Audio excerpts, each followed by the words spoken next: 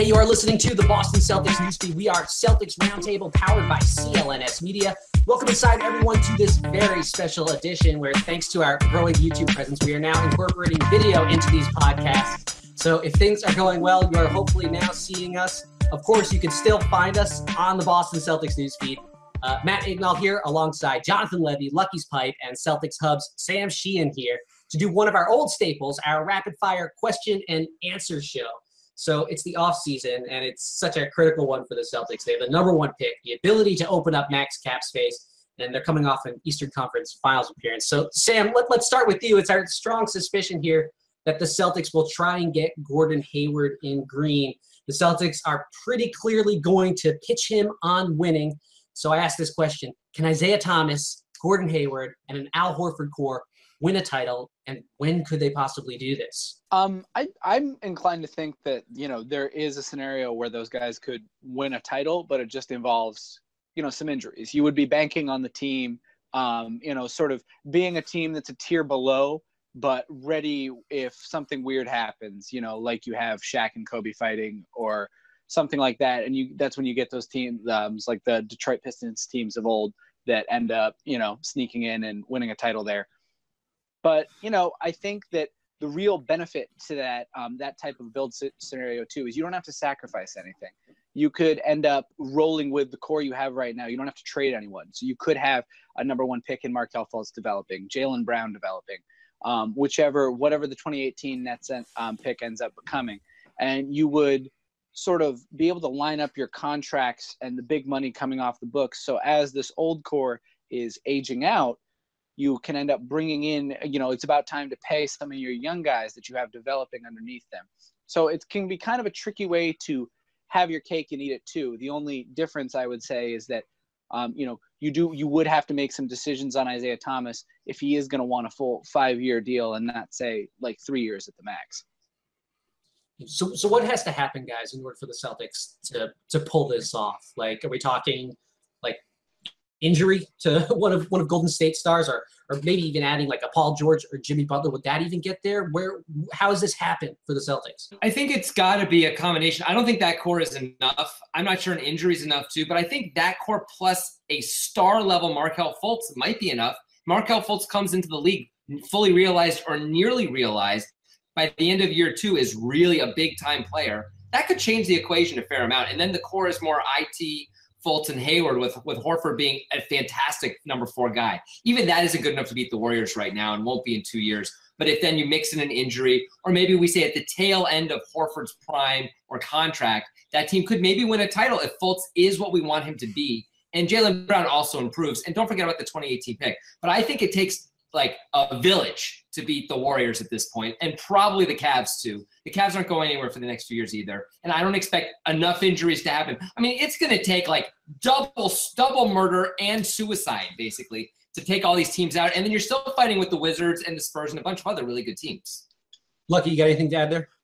Yeah, I think it's they would be behind with that team with Hayward. They'd be behind like the Spurs and the Warriors. I think they could fight the Cleveland to get into the finals, but it's an upward battle. I think injuries, like specifically to KD, would swing it. But I think I saw a lot of people talking about Popovich and Brad Stevens out there. It looks amazing. So good. Yeah, I had me laughing as you were looking at it. I saw like people talking about Klay Thompson maybe being like the odd man out when they're like looking at $1 billion in like salary tax, and it's like maybe if they lost like Klay in 2 years, if Fultz, ascends, that's when you're thinking about making a run. That like 3 years from now to like 7 years from now, you'd pretty much have a dynasty, which is, I like that. I think we're all on board with that. Yeah, I mean, I think that's kind of a little bit of the beauty of maybe, targeting some of these other guys is you don't have to, necessarily give anything up. You know what I'm saying? So the thing about signing Gordon Hayward and why he is the most appealing target out there is, unlike with Jimmy Butler and Paul George, you don't have to be giving anything up. You can just sort of sign him. The only, big difference there being that you do have to clear that $4 million in cap space projected. And, depending on how you want to get there, whether that's stashing someone like Yabusele, trading one of the younger guys in Smarter Rozier, or getting out ahead of Avery Bradley's free agency or even Isaiah Thomas's free agency and trading them. I don't think, or one of them, I should say. But I think it's probably, I stand by kind of what I was saying last time I was here on the show. I think Avery Bradley is the most likely to go for a variety of reasons. But I really think that there's something to be said for just being able to pencil yourself in as the Eastern Conference finalist with Cleveland year after year. You put yourself in a situation where just a couple of things have to go right. And you're not sacrificing your future. That's a pretty enviable position. Something we kicked around on the last show was the idea of Blake Griffin. And Blake Griffin's been poo-pooed and sort of seen as a very much plan B. But I wonder if Matthew brought this up, that maybe the upside play is really Blake. Because if Blake is fully healthy, fully operational, then, he might be the guy. If he's a star again, like the way he was, by the way, he's fantastic right now even. But if he goes back to Blake Griffin, like, they might not need anything else. You add him, you bring in Markelle, you have Jalen developing. Like, that may be enough to actually challenge. We were talking about before the season, like when I was looking at the things, I had Blake well ahead of a lot of these other guys. That's a nice photo of you eating it. Is that a grilled cheese sandwich? That's a grilled cheese sandwich. Well, I'm going to roll with it for a little bit. Good. The long and short of it is that Blake Griffin, fits a little bit better with some of this stuff just by virtue of being a big guy. The Celtics are going to be in real big trouble going forward with a lot of this stuff, including, when they get rid of your Amir Johnsons, your Jonas Jerebkos, when you're considering that. And that's for that reason, Blake might be a little bit better fit. It's just the injury and the downside is so much more severe than it would be with, someone like Gordon Hayward. And Hayward is a guy that's like, it seems like he's getting better, like in a similar way of Avery Bradley. He's been getting better every year. I know like along 3 years ago, like his 3-point percentages was kind of like low, and that's something that's pretty much dead on. Don't have to worry about it. So I think about that. I haven't seen good Blake or that star turning almost MVP Blake in like 2.5 years. He's really, really good. They're both really good. Don't get me wrong. But I think we often think of Blake as being, broken down, and he's still fantastic as he is. I love him just the way he is, guys. Yeah. Well, he's just got to be healthy for the playoffs, and things will pay dividends for the Celtics. They're going to make the playoffs, so if he's healthy there and he's giving you at least 90%, then it's definitely a secondary option. Though I think that Hayward's more likely to leave Utah than Griffin is to leave LA. But anyway, let's keep this rapid fire thing going here. All right, everybody, I have a big question, biggest question of the night.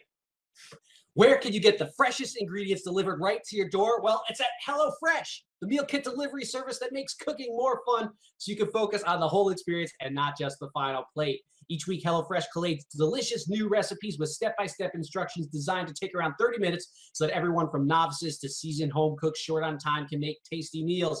HelloFresh sources the freshest ingredients measured to the exact quantities needed so that there's no food waste. They deliver food to your doorstep in a recyclable, insulated box for free, and they're now offering light spring meals and have just introduced breakfast options.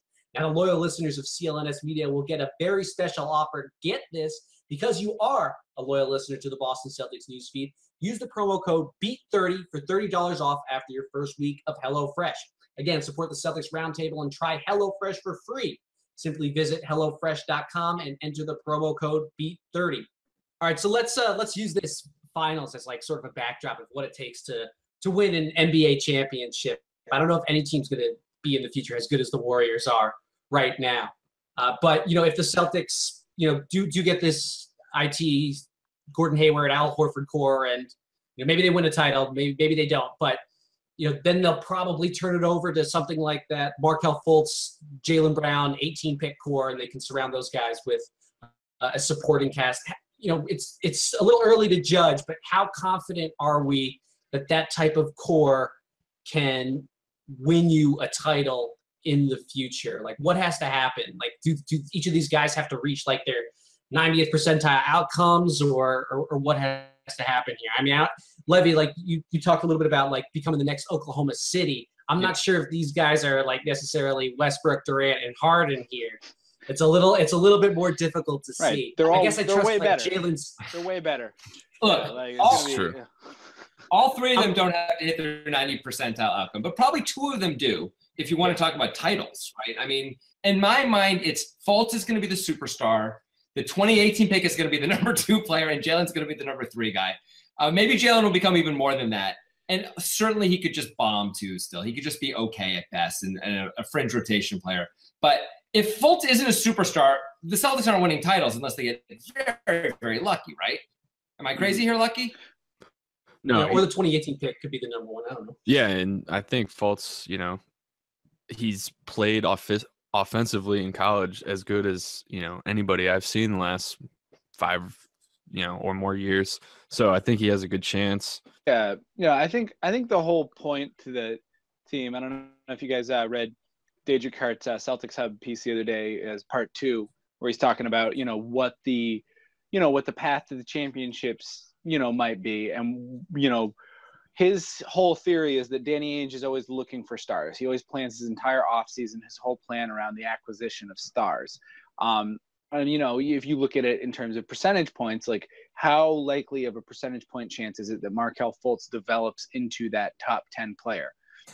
And, one of the things that he postured was, something about, if Fultz is not that number 1 guy, who should you be lining the chips up for as that next guy? And, he kind of came to the conclusion that maybe even though the chances aren't that good, the most realistic one would be someone like Anthony Davis. So, like, I don't know, what do you guys think about 2 years from now, maybe going hard after Anthony Davis and maybe making some concessions in the meantime to keep bats to getting someone like that open? I mean, obviously you want to just like build your asset base, like, have the flexibility to go like a number of different options, and maybe you keep that open. But I mean, with the designated veteran exception there, or was it extension or exception?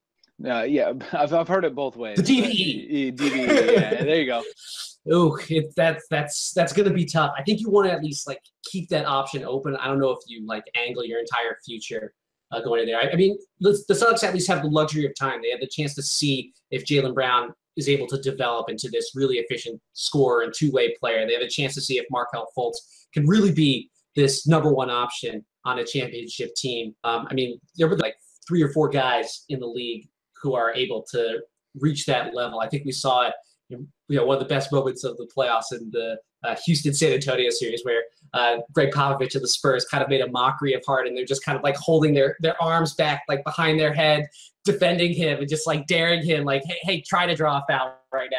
I'm not even sure James Harden is good enough to be a number 1 option on a championship team unless he's got like this amazing depth of talent behind him. So, it's super tough winning a championship. The Celtics they have to either get, a top 3 or 4 player in the NBA.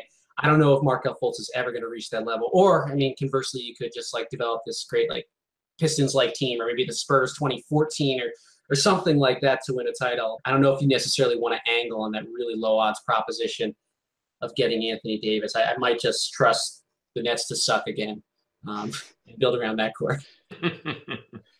Yeah, shout out to Billy King, RIP. In this arms race, you need to stay flexible and keep as many chips as like you can as possible. And if you like cash them in for like 1 star like Anthony Davis, you're still gonna have to find another one, and then it's like that much harder. Ideally, you want to pair Fultz with Davis. I mean, if you train everything to get AD, that's nice. But if you can pair with Fultz, like that's the real winner. Yeah. Isn't it more realistic that DeMarcus Cousins gets paired with Fultz? Yeah. He might be a free agent in a year anyway, and like I don't know if the Pelicans are going to try and retain him. We'll see how this year goes. They may move him for cheap at the trade deadline. I know not everyone's excited about him. I'm excited about him. He does so many things very, very well. He's a big man. He can rebound. He can shoot threes. Let's get behind the DeMarcus Cousins train, people. Come on. But I don't know. To me, that's something that happened. Anthony Davis seems just like, well, I'd love Steph Curry to join the team too, and I'd love Kevin Durant to change his mind and this offseason join the Celtics. LeBron's not leaving Cleveland. Anthony Davis is not going to Boston. He may go somewhere, but it ain't Boston. He's going to Miami. He's going to LA. These are the places players go. They don't go to Boston except in very particular circumstances. I don't see Anthony Davis leaving to go to Boston. I don't know, guys. I think I could frame Anthony Davis for a mean murder and turn the evidence over to Danny Ainge. So how about Dell Demps instead then? I mean, he already has a body on his hands. It's called the New Orleans Pelicans. Got him. Woo! All right, that'll do it here at Celtics Roundtable on the Boston Celtics newsfeed. Be sure to like and subscribe to this channel. Also, subscribe to the Boston Celtics newsfeed, available on your favorite podcast app or by downloading the CLNS Media mobile app. Give us a follow on Twitter at CLNS Roundtable and a 5-star review on iTunes for the Boston Celtics newsfeed. That really helps us out. Tomorrow we'll be continuing this extremely rapid-fire discussion. So we want to thank you all for tuning in, and we'll be back tomorrow. See you then.